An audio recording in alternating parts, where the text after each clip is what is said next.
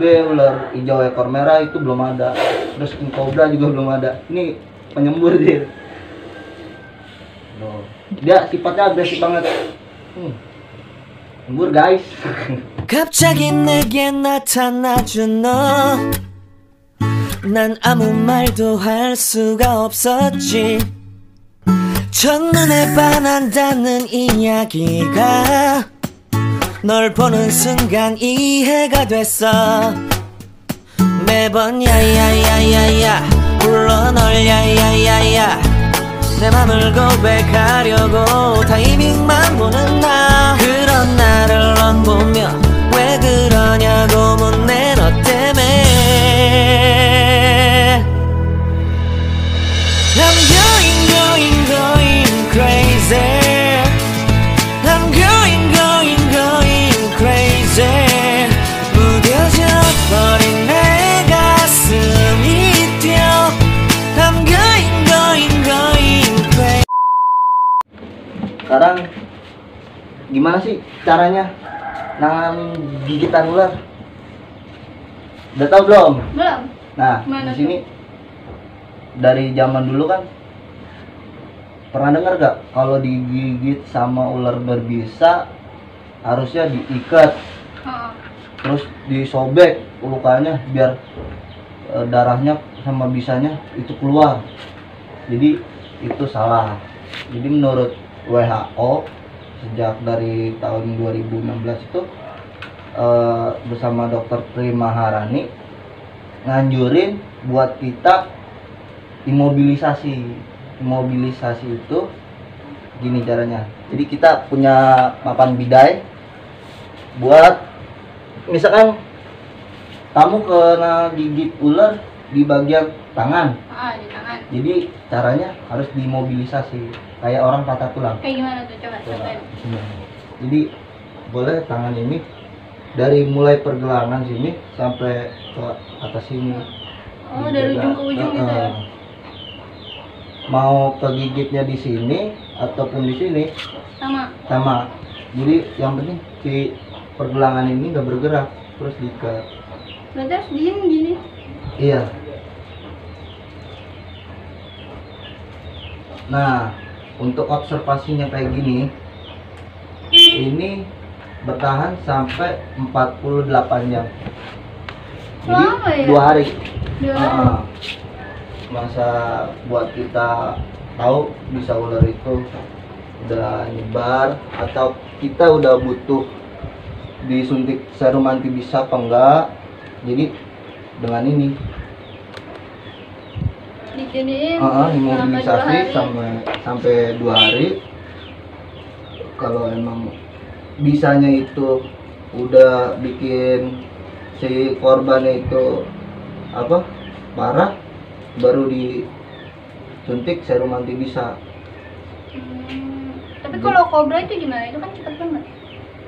Yang penting jadi gini, kan bisa ular jalan lewat kelenjar getah bening. Nah, mengurangi pergerakan di area gigitan ular itu sudah cukup menghambat bisa ular itu jalan. Jadi kalau udah kayak gini bisa diturunin, nggak apa-apa. Ngaruhnya apa? Padahal cuma kayak gini doang ya? Ini pergelangan ini kita nggak bisa gerak. Oh, udah lurus dong. Jadi si darah ini nggak kepompa, si kelenjar getah beningnya itu nggak gerak. Jadi kelenjar getah bening dia bergeraknya kalau ada pergerakan. Nah, makanya disayat terus diikat mati itu malah salah. Jadi jenis bisa kan ada yang nyerap saraf, ada yang langsung nyerang sel darah merah. Jadi kalau diikat mati malah bikin darahnya itu pembekuan lebih cepat, karena darahnya nggak jalan, bisanya itu nyebar lebih cepat beku. Malah bahaya ya? Sedangkan kalau kena mata aja dalam beberapa detik dia langsung kering. Terus kalau masuk ke tubuh, ke darahnya itu sampai jadi beku. Bahaya Bahaya banget. Jadi kayak gini nih udah bisa nahan sampai 48 jam. Jadi setelah udah dibidai kayak gini, baru kegigit nih misalkan, langsung ke rumah sakit. Jadi udah dibidai langsung ke rumah sakit. Ini berlaku juga buat king cobra nggak? Berlaku. Berlaku juga buat king Bahkan cobra. labu juga dulu sembuhnya pakai ini. Oh, pernah digigit king cobra juga? Pernah. Di sini juga kegigitnya malah. Tapi udah mati ya ularnya ya? Ularnya udah dibuang Udah jauh-jauh udah. Bahaya banget. Nah, jadi gitu aja. Dari labu mah cuman bisa kayak gini lah, ngasih tahu orang cara penanganan awal, sama anjurin ke rumah sakit yang udah ada serum anti bisa di daerah sini nih. Biasanya adanya di RSUD. Tapi semua rumah sakit ada apa? Cuma rumah sakit tertentu?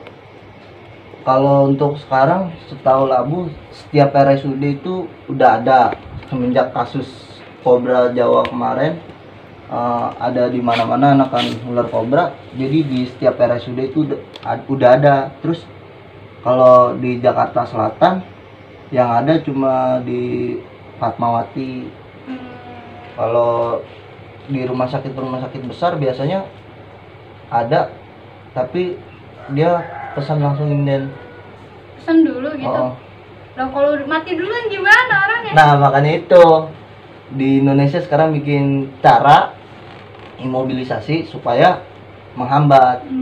Pakai ini tadi ya. Oh. Ini papannya terbuat dari kayu. Ini gue dapat dari rumah sakit sih, karena kegigit juga, terus dikasih papan ini, papan idai.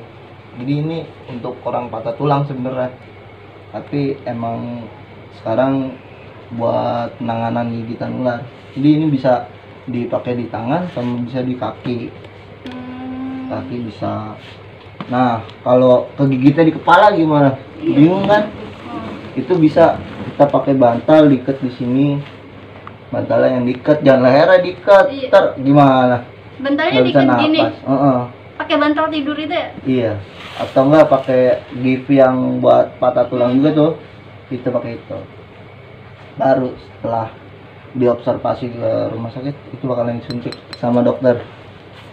Terus ada juga nih ular hijau ekor merah. Ini ular mati ya? Iya, itu kita awetin. Sengaja emang buat bahan edukasi kita kan. Jadi dia sama ular tanah. Kalau itu viper tanah, ini viper yang di pohonnya. Oh, ini di pohon berarti? Adanya di pohon. Ini jenis apa sih? Trimeresurus albolabris, ular hijau ekor merah. Ekornya merah. Oh iya, ekornya merah. Nah, ini berbisa tinggi juga? tinggi, hekvenom juga. Berapa menit tuh? Ini biasanya sampai sekitar 1 jam sih. Cepet juga. Tergantung si korban ini banyak bergerak apa enggak. Berarti kalau habis digigit ular itu kita nggak boleh banyak Nggak boleh bergerak. banyak bergerak. Harus diem gitu Harus ya? diem. Terus ada juga nih ular cabe. Ini ular cabe kecil ya. Nama latinnya Calliope intensialis. Nah, ini buntutnya merah gitu ya? Buntutnya merah kayak cabe. Terus di bawahnya ini kotak-kotak hitam putih. Di atasnya ada garis line warna orange.